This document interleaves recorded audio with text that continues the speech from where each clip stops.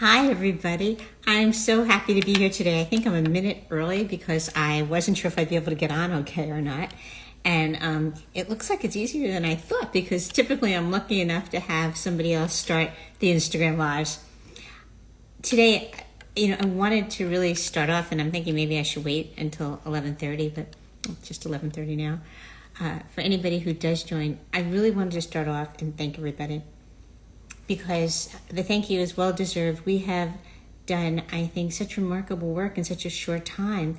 I wanted to give you a little history on this effort to normalize third-party reproduction and how it started and what we've done and where we're going with it and how we would love for everybody to be involved, because the saying, it takes a village, it does. No one person can do this alone.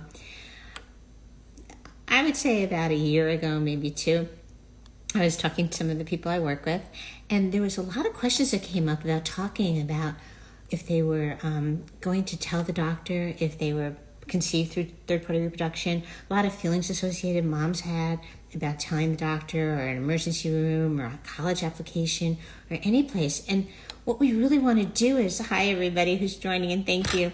What we really want to do is we want to make everybody feel comfortable. There's no reason that this cannot be an open, honest, comfortable conversation with healthcare providers to improve not just the medical care, but the mental health people. Nobody should feel as if they weren't conceived in a natural way. And of course, that's the person's choice as to whether or not they want to share that with their child, or their child wants to share that with the world as they get older. This is not just a fertility issue. This is a person issue. It's, an adult issue. We deal with this when we're born. If we're born through third-party reproduction or raised through adoption, we deal with this throughout life. And I've heard of people in their 50s forgetting to mention it when they're in the ER. I've heard of people taking a newborn to the doctor for something that they weren't sure what it was and feeling uncomfortable mentioning it because it's something that's not really thought of. So donor conception and adoption, these are all beautiful, beautiful ways to build a family. And typically these families are built out of so much love because there's so much effort that's gone into it. And, I have to say that I started this, I reached out to Camille Gante because she is such a superstar. Not that she's an actress and an advocate, but she has opened up this conversation to the world really in a way that many people have not. And I find, I have get tears in my eyes, but I find that many of the people I work with, when somebody of a certain age becomes pregnant, the first thing they do is try and search the internet to see how they conceived. Conception doesn't have to be a secret unless you want to keep it private. And there's differences between secrecy and privacy. And I think, I've spoken about that so many times, but to be able to be comfortable in your own skin is really the purpose of this. It's to be able to be proud of who you are and how you're brought into the world and all the love that you were born through, and conceived through and raised with. So Camille and I spoke and we chatted, and that was probably in early July. And we came up with the idea of, let's do some Instagram Lives, which I thought, would be fabulous. And then let's start a petition. And the reason for the petition was to get people going, to get them started, and then really to give that petition to the AMA and say, come on, let's start with the healthcare providers. They should be able to ask this question. It's a normal question. It's a normal way of life. Years ago, IVF wasn't anything that people talked about. We need to normalize all of this. So Jay Plumbo, who is fabulous, Miss Wonder Writer, who we love to pieces, came on board. And the three of us started our first Instagram Live in late July. And we followed up with a series of them. We've had Dr. Serena Chin on, who, for those of you who know her, is a wonderful, wonderful resource and advocate and brilliant in fertility and reproductive health. And she was really able to explain, being the first point of entry of somebody who has to explain whether or not the person is going to be able to use their own DNA, whether it be an egg or a sperm, or maybe go into a donor bank and look that way, or adoption. And so she came on, and she's been a wealth of information. She's talked about genetics, she's talked about epigenetics, she's talked about delivering, and she's talked about the emotion behind it and how important it is for people to be able to be comfortable. She was also on our webinar that we had, and on that she was so promising and hopeful about the new generation of doctors and how they can help to make this change. We also had Risa Levine on, who's an incredible advocate for fertility. We had Jennifer Moss on, who's a lawyer who's talking about fertility. We had Dr. Tia Jackson-Bay, who is so fabulous and right on board with trying to get this done in her facility. For those of you who don't know, changing electronic medical records is just what we want to do is we want to take out the other. Nobody is an other. Everybody is somebody. And so what we want to do is we want to have it to say mother, father, sibling, donor, or adoption. And that's really just adding one field. And I think what happened was this was something that wasn't thought of when the medical records were first developed. And in that case, what we need to do is we just need to shine a light on it and let people know. So we've had a series of Instagram Lives, which we're going to continue. And what we do is we're trying to pull together people from all different disciplines to come and talk about it. And we'll be continuing these on our Third Party Thursdays. And that's what I wanted to come on to talk to you about today. Our petition that we're working on is gaining speed. We've already had almost 230 some odd signatures, which are so appreciated. And the signatures, can't wait to do that so that we can say, here's all of these people who are interested. So please, if you're interested in signing the petition, it's in my bio. The link is right there. It's the second tab. Sign the petition. And what it'll do is, whether it's for you directly or for a friend or just for people in general, it will help to raise a voice and shine a light on the fact that people want everybody to feel comfortable.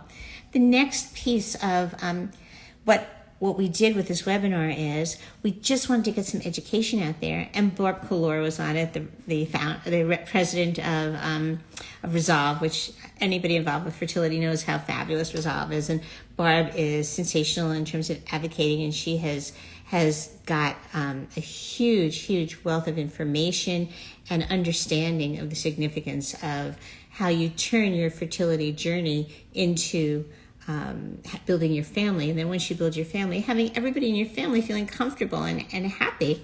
And somebody is requesting to join. I have to put my glasses on to see who that is. They unrequested the join. But thank you everybody who is here.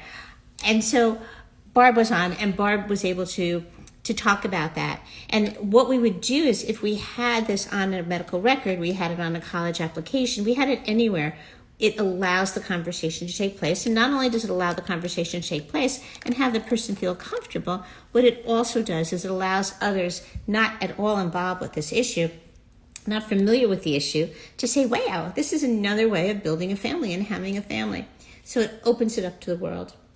We've also had Gail Sexton Anderson come on from Donor Concierge to talk about the donor process. We had Aren Skolnick come on, who is a physician who works with the transgender community. We're trying to build an array of people. We want to touch as many as we can. And so if anybody is interested or involved, we want you to join in, give us feedback, let us know what you think, please. This is something that we can all create a change with. Our next step on this is to do two things. Well, three things, actually. We're going to continue the Instagram Lives with a series of people from different backgrounds. We're going to continue to do that so that we can pull everybody in. What is evident here and what we really want to think about is that when we think of the LGBTQ plus community, we assume or we accept the fact that there will be a donor involved in conception. But when we think of heterosexual couples, we do not have that cross our mind. And so there's no reason why, if we can accept it and be comfortable with it, with the LGBTQ community, we can't do the same with the heterosexual community. So let's all come together on this if we can. So we're going to continue the Instagram Lives, and we are going to continue our petition, and we are also going to start a letter writing campaign. The letter writing campaign, I hope that people will feel comfortable with. I'm telling you about this because if you know other people who might want to support this or just have this conversation, it would be wonderful.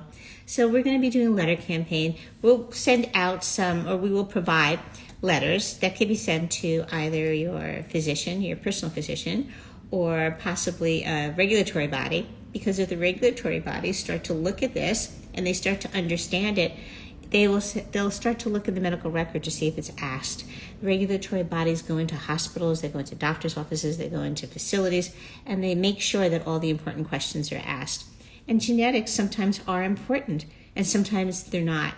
When they're not necessarily important for that specific diagnosis, mentally, emotionally, it allows the person to feel comfortable in telling their story if they choose to. And I will continue to say if they choose to, because transparency is a huge issue today. And I am working with some people who are struggling with the transparency piece.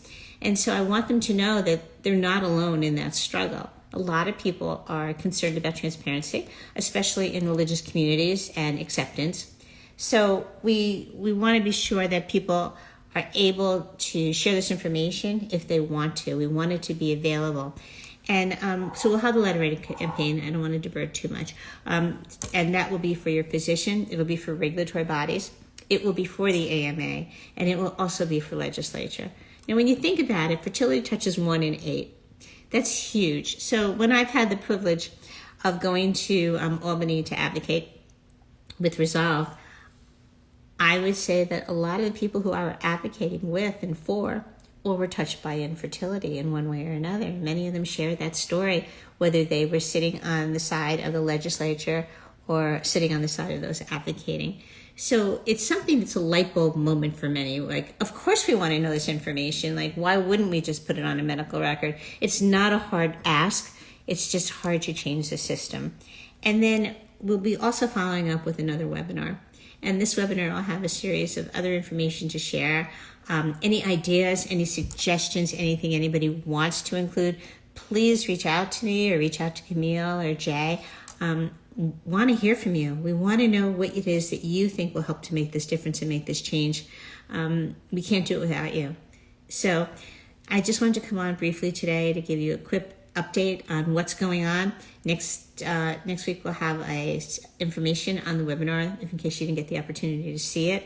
We'll give you a little highlights and a link to it. And then we'll start to follow up with some more Instagram Lives. So for those of you who joined today, if you have any questions, please let me know. I so appreciate all of you. I truly do. And if there's no questions, thank you so much for coming on today and just listening. And I'll look forward to working with all of you and hearing from all of you at another point in time. So be well and be safe. And thank you so much for your support in this initiative.